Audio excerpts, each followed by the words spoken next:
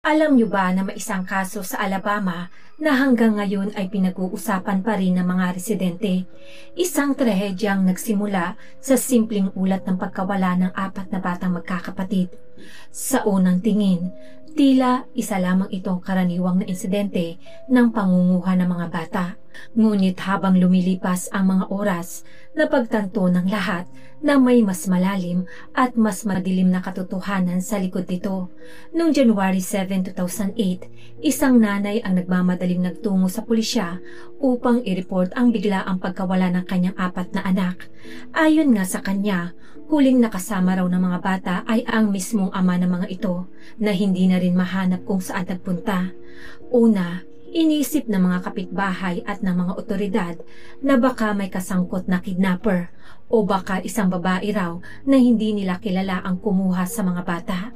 Ngunit sa mga sumunod na araw, habang lumalalim ang investigasyon, nagsimulang lumabas ang mga detalyong masyadong malupit para paniwalaan.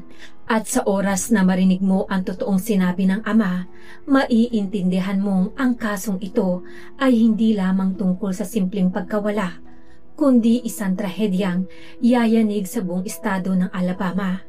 Paano nga ba nagawa ng isang ama na wakasan ang buhay ng sarili niyang mga anak?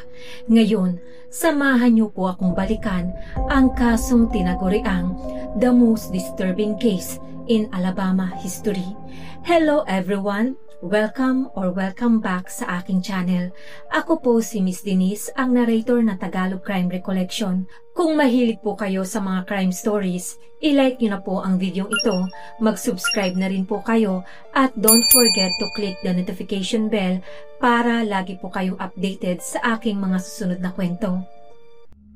Bago natin pag-usapan ang araw ng trahedya, mahalagang maunawaan natin kung sino nga ba si Lamlong, ang taong naging sentro ng kasong yumanig sa Alabama. Ang kanyang buhay ay nagsimula sa gitna ng kaguluhan sa panahon ng Vietnam War noong 1970. Ang kanyang ina ay isang Vietnamese na nabuntis ng kanyang amang Black American na isang sundalo. Habang lumalaki si Lamlong sa Vietnam, araw-araw siyang tinutukso, minamaliit at pinagtatawanan dahil sa kanyang lahi. Tinatawag siyang itim na aso, binabato ng mga bata, at maging sa sarili niyang tahanan ay walang ligtas sapagkat ang mismong amain niya ay ayaw rin siyang kasabay sa hapagkainan at nakakaranas rin siya ng pang-aabuso dito. Ang diskriminasyong ito ang unti-unting sumira sa kanyang pagkatao. Sa edad na 14, tumakas nga siya patungo sa Alabama, United States sa pag-asang makakahanap ng bagong simula. Nanirahan siya sa isang basement ng simbahan at namuhay na mag-isa bago nakahanap ng trabaho bilang manggagawa sa shrimp sa Mississippi. Ngunit sa halip na makabangon, doon siya unang nalulong sa cocaine, alak at bisyo. Sa tuwing babalik siya mula sa laot, inuubos niya nga ang lahat ng kinikita niya sa ipinagbabawal na gamot at kasiyahan. Isang paulit-ulit na siklo ng pagkalulong at pagkawasak.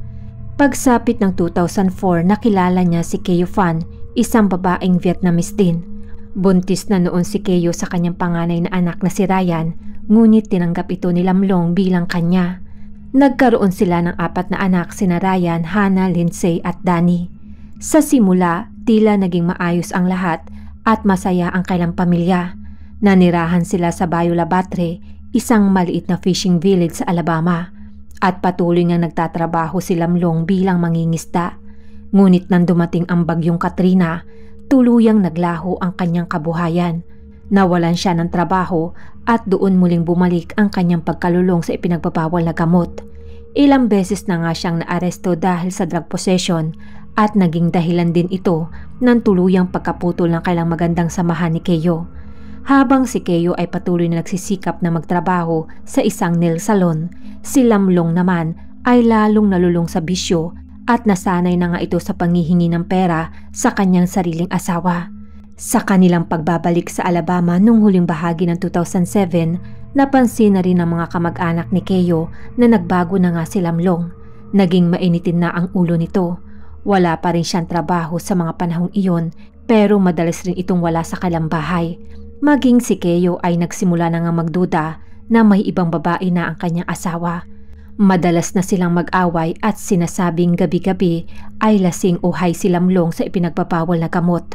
Sa panahong ito, ang dating mapagmahal na ama ay unti-unti nang nawala ng direksyon at walang sino man ang nakahula sa isang bangungot na paparating. Ang araw nga ng January 7, 2008 ay nagsimula bilang isang ordinaryong Lunes sa Bayo Labatre. Bandang alas 10 ng umaga, dumating si Lamlong sa nail salon kung saan kasama niya ang kanyang mga anak.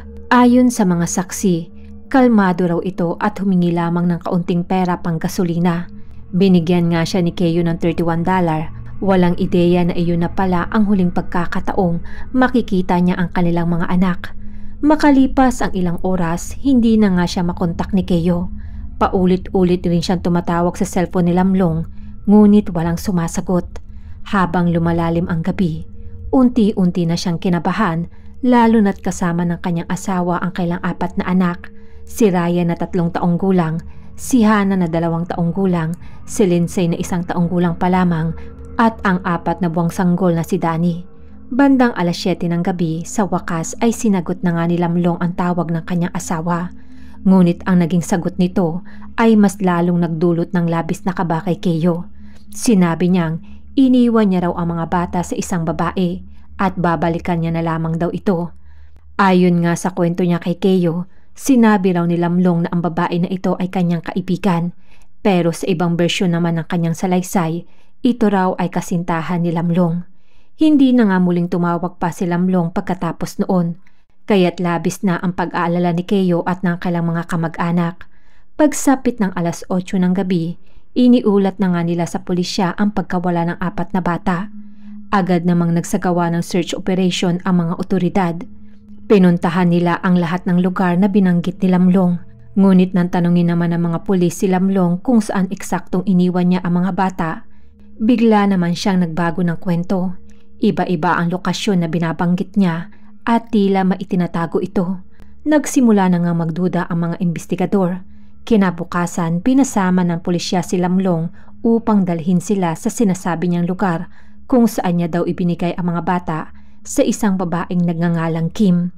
Ngunit sa pagdating nila roon, wala naman ang babae, wala rin ang mga bata.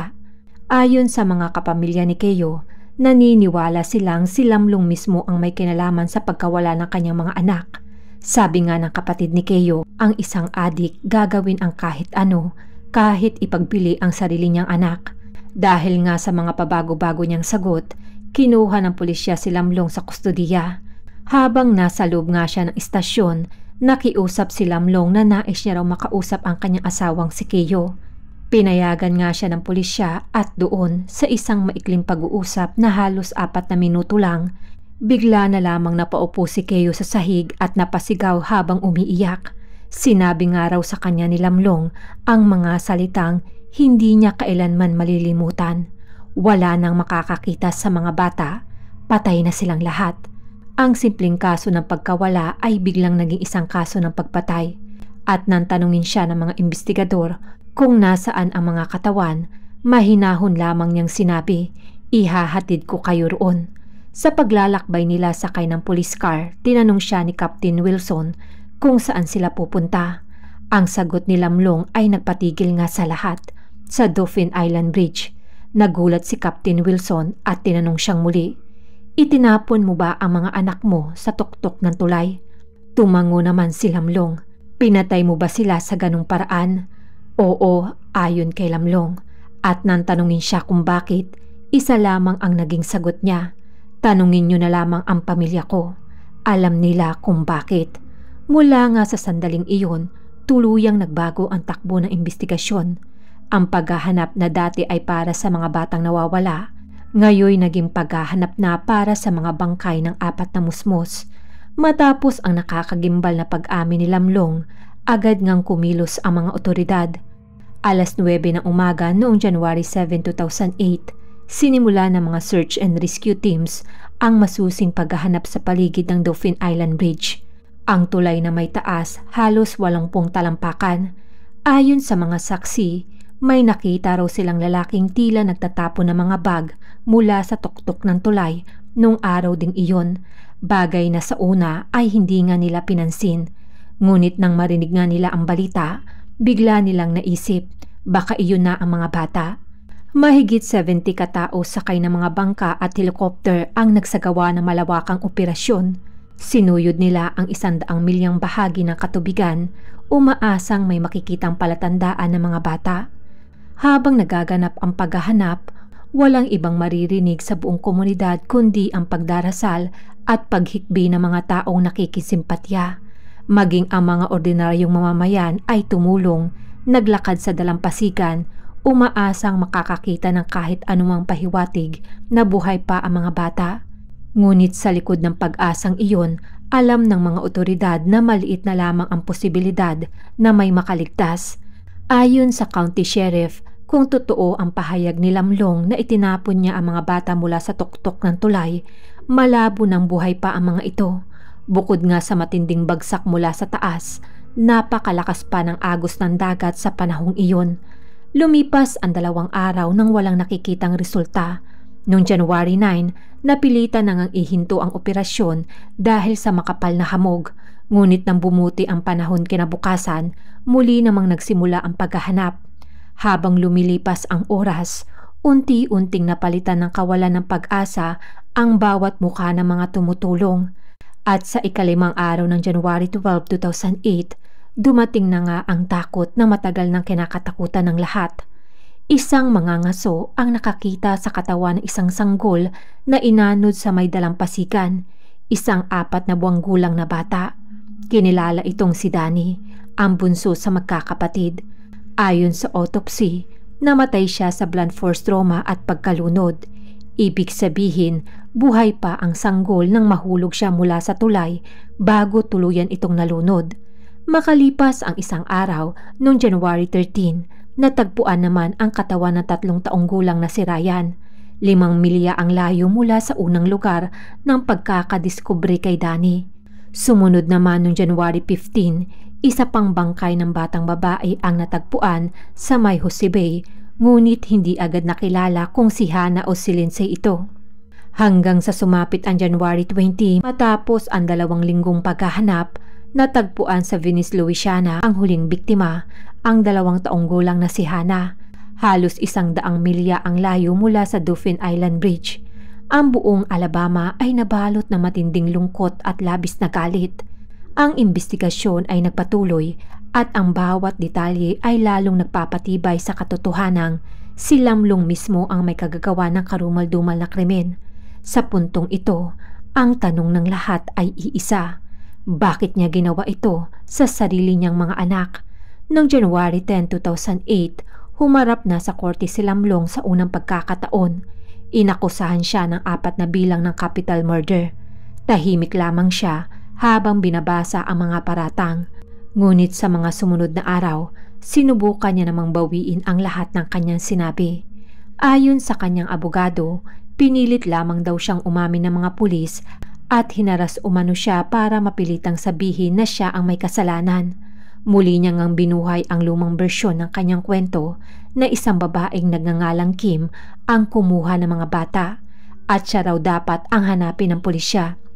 Ngunit alam ng mga investigador na nagsisinungaling siya. Wala ngang ebidensya patungkol sa babaeng sinasabi niya, walang mga saksi, wala ring CCTV at walang anumang palatandaan na may ibang taong sangkot. Para nga sa prosekusyon, malinaw na si Lamlong ang pumatay sa kanyang 4 na anak at ang kanyang motibo ay ang labis na galit at depresyon matapos na makipag-away sa kanyang asawang si Keyo. Ayon nga kay District Attorney John Tyson Jr., naniniwala siyang itinapon niya ang mga bata sa tulay at alam niyang mamamatay ang mga ito roon. Habang tumatagal nga ang kaso, unti-unting lumabas ang mga detalye ng buhay ni Lamlong. Ang labis niyang pagkalulong sa ipinagbabawal na gamot, ang madalas na pag-aaway nila ni Keyo at ang panluloko niya sa kanyang asawa.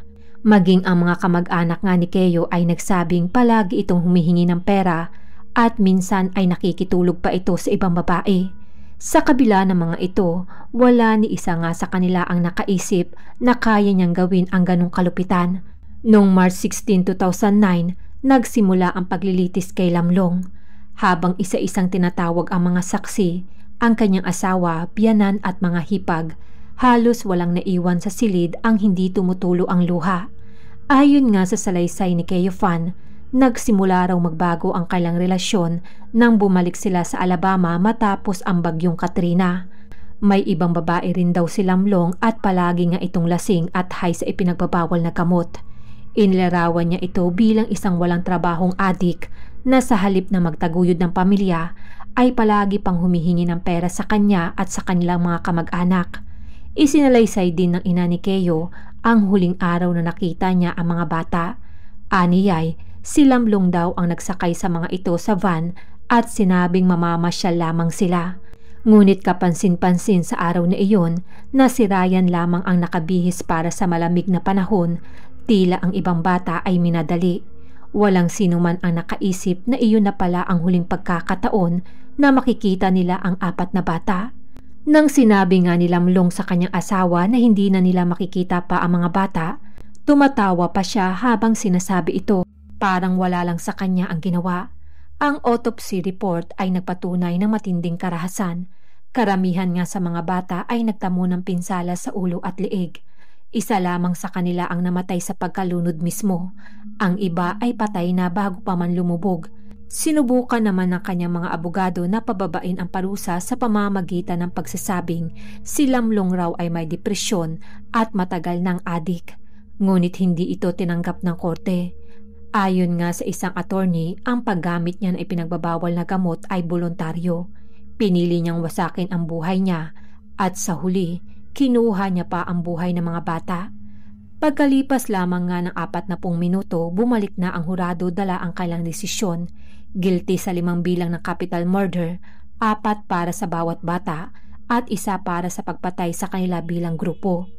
Inirekomenda nila ang parusang kamatayan. Nang tanungin naman siya ng hukom kung may gusto ba siyang sabihin bago siya hatulan, tumingin lamang siya kay Keo at mahinahong nagsabi, "Humihingi ako ng tawad sa aking asawa."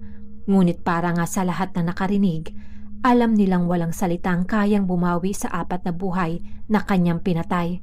Matapos ngang ideklara ng hurado na guilty si Lamlong sa 5 bilang ng capital murder, agad siyang hinatulan ng parusang kamatayan sa pamamagitan ng lethal injection. Para sa komunidad ng Alabama, iyon na ang hustisyang matagal nilang hinintay. Hustisya para sa buhay ng 4 na inosenteng batang kinitil ng sarili nilang ama. Ngunit makalipas lamang ang ilang taon, isang hindi inaasahang pangyayari ang muling gumising sa mga sugat na nakaraan. Noong 2015, 6 na taon matapos ang hatol, naglabas ng desisyon ang Alabama Court of Criminal Appeals na binabawi ang death sentence kay Lamlong at ang mismong kaso ng capital murder laban sa kanya. Ayon sa korte, may procedural error daw sa naging paglilitis. Tinanggihan kasi noon ng hukom ang kahilingan ng mga abogado ni Lamlong na ilipat ang venue ng paglilitis sa ibang county. Ang rason, masyado raw mainit ang issue sa Mobile County. Halos buong lugar ay apektado ng krimen at posibleng hindi raw naging patas ang paghusga ng mga hurado. Para nga sa pamilya ng biktima, ito ay isang dagok, isang muling pagbubukas ng sugat na matagal nang ang sinusubukang ipahinga. Ayon kay dating District Attorney John Tyson Jr., nagulat siya sa naging desisyon dahil nga naniniwala siyang naging maayos at makatarungan ang naging paglilitis. Kahit nga gawin ito sa Alabama, pareho lamang ang magiging resulta. Sa kabutihang palad, makalipas nga ang ilang buwan, binasura ng Korte Suprema ng Alabama ang desisyong iyon at ibinalik ang kaso ni Lamlong. Pinagtibay nga ng korte na tama ang orihinal na hatol at muling kinilala si Lamlong bilang mamatay tao sa ilalim ng batas. Subalit, hindi pa nga rito natapos ang lahat. Dahil 9 na taon matapos ang orihinal na hatol, muli na namang nagbago ang takbo ng kaso ni Lamlong. Sa pagkakataong ito, hindi na nga batas ng proseso ang dahilan, kundi ang batas ng awa. Pagkaraan nga ng 9 na taon mula nang siya ay mahatulan ng kamatayan, muling naging laman ng balita si Lamlong. Ngunit sa pagkakataong ito, hindi dahil sa bagong ebidensya o apila ng kanyang kampo, kundi dahil sa resulta ng isang medical at psychological evaluation na nagbago ng lahat. Ayon sa mga eksperto mula sa parehong panig, ang estado ng Alabama at mga abogado ni Lamlong, pumasa siya sa pamantayan ng tinatawag na intellectual disability. Sa madaling salita, itinuturing siyang may kapansanan sa pag-iisip, bagay na pinoprotektahan ng 8th Amendment ng Konstitusyon ng Estados Unidos na ipinagbabawal ang pagbitay sa mga taong may intellectual disability. Sa mga pagsusuring isinagawa, nakakuha si Lamlong ng IQ score na nasa pagitan 49 hanggang 57, mga numerong malinaw na nagpapakita ng kakulangan ng kakayahang intelekwal. Maging sa kanyang pagsusulit ay nagpakita rin ng parehong resulta. Ayon nga sa mga eksperto, ang ganitong kondisyon ay nagsimula pa bago siya umabot ng 18 taong gulang, kaya't saklaw siya ng proteksyon ng batas. Dahil nga dito, binago ng korte ang kanyang parusa mula sa death penalty tungo sa habang buhay na pagkakabilanggo ng walang parol. Para nga sa marami, isa itong desisyong nakakagalit at nakakadismaya, lalo na sa pamilya ng mga biktima, na halos isang dekada nang umaasang makikita nila ang hustisyang nararapat. Sa isang emosyonal na press conference, ipinahayag nga ni District Attorney Ashley Rich ang kanyang pagkadismaya. Aniyay, ang trabaho ko ay sundin ang batas kahit hindi ito komportable. Ngunit sa puso ko, alam kong walang sino man ang higit na nararapat sa parusang kamatayan kaysa sa lalaking ito. Isang taong normal ang pamumuhay, walang palatandaan ng mental disability, at noong January 7, 2008 ay sinadyang itapon ang kanyang 4 na anak mula sa tulay. Maging si Judge James Patterson na sumuri rin ng kaso ay nagsabing bagaman mababa ang IQ ni Lamlong, malinaw na alam pa rin nito ang bigat ng kanyang ginawa. Ngunit aniyay ang batas ay batas, at dahil dito wala nga silang magagawa kundi sundin at tinakdang alituntunin. Sa kabilang banda, marami namang naniniwala na si Lamlong ay biktima rin ng kawalan ng maagang pagsusuri. Ayon nga sa ilang mga taga-Masid, masyado daw minadali noon ang kanyang paglilitis dahil sa matinding presyon ng publiko. Ang matinding galit nga na komunidad ang nagtulak nga sa mga hukom at abogado na tapusin agad ang kaso, at sa proseso, hindi nga nila napansin ang mga palatandaan ng kapansanan sa pag-iisip ni Lamlong. Ngunit para naman sa karamihan ng mga taga-Alabama, hindi kailanman magiging sapat ang paliwanag na iyon. Sa kanilang paningin, si Lamlong ay hindi lamang isang lalaking may sakit sa isip. Siya ay isang amang pumatay sa sariling dugo't laman. Ang desisyong ibaba ang hatol ni Lamlong mula sa kamatayan tungo sa habang buhay na pagkakabilanggo ay nagdulot ng matinding emosyon sa buong Alabama. Para sa pamilya ng mga biktima, ito ay parang muling pagpatay sa kanilang mga anak. Isang paalala na minsan ang batas ay tila mas nagmamahal sa mga kriminal kaysa sa inosente. Ang lead investigator naman na si Darry Wilson, na siya ring unang tumugon nung araw ng insidente, ay halos maiyak habang inaalala ang mga bata. Sinabi niya, si Lamlong ang gumawa ng isa sa pinakarumaldumal na krimen sa kasaysayan ng Alabama. Hanggang ngayon, naiisip ko pa rin ang 4 na batang nahulog mula sa tulay. Naiisip ko kung ano ang naramdaman nila habang unti-unti silang bumabagsak. Sumasakit pa rin ang aking puso sa tuwing maaalala ko iyon. Ang trahedyang ito nga ay tumatak sa bawat sulok ng komunidad. May mga taong hanggang sa ngayon ay nag-aalay ng mga bulaklak at laruan sa ilalim ng Dauphin Island Bridge bilang paggunita sa mga batang sina Ryan, Hannah, Lindsay at Danny. Para sa kanila, ang lugar na iyon ay hindi basta tulay, isa rin itong paalala ng kawalang awa at ng kabiguan ng isang ama. Noong 2017, naglabas naman ng desisyon ang korte na sa bawat araw ng buhay ni Lamlong sa loob ng bilangguan, kailangang ipakita sa kanya ang 4 na larawan ng kanyang mga anak. Ito raw ay isang simbolikong paraan upang iparamdam sa kanya ang bigat ng kanyang ginawa. Isang habang buhay na parusa ng konsensya. Ayon sa pamilya ng mga bata, umaasa nga silang makakatulong ito upang lalo siyang magdusa habang unti-unti niyang inaalala ang bawat inosenteng muka na kanyang pinatay. Sa bawat taon na lumilipas, nananatili pa ring sariwa ang kirot sa puso ni Keo Fan, ang inang minsang nangarap ng mapayapang pamilya. Araw-araw dala niya raw ang bigat ng kawalan habang pinipilit niya ngang mabuhay sa mundong wala na ang kanyang mga anak. Minsan daw, sa mga gabi ng katahimikan, binubuksan niya ang lumang kahon ng mga laruan at litrato ng mga bata. Mga paalala ng mga munting ngiti na kinitil na isang taong minsan niyang minahal. Ang kwentong ito ay hindi lamang tungkol sa isang ama na pumatay sa kanyang mga anak. Ito ay tungkol sa pagbagsak ng pag-ibig kapag nilamon ng galit at sa kapangyarihan ng alaala ng mga inosente na kahit patay na ay patuloy na nagbibigay babala sa mundo. Sa bawat batang nawala ng buhay dahil sa kamay ng kanilang sariling magulang, naway magsilbing paalala ang kasong ito na ang galit ay panandalian, ngunit ang pagkasira ng isang buhay ay panghabang buhay. Maraming salamat po sa panunood ng aking video. Kung nagustuhan niyo po ang kwento ko ngayong gabi, i-like niyo na po ang video ito, mag-subscribe na rin po kayo kung hindi pa po kayo nakakapag-subscribe at i-share niyo na rin po ang kwentong ito. Maraming salamat at ako nga pong muli, si Denise.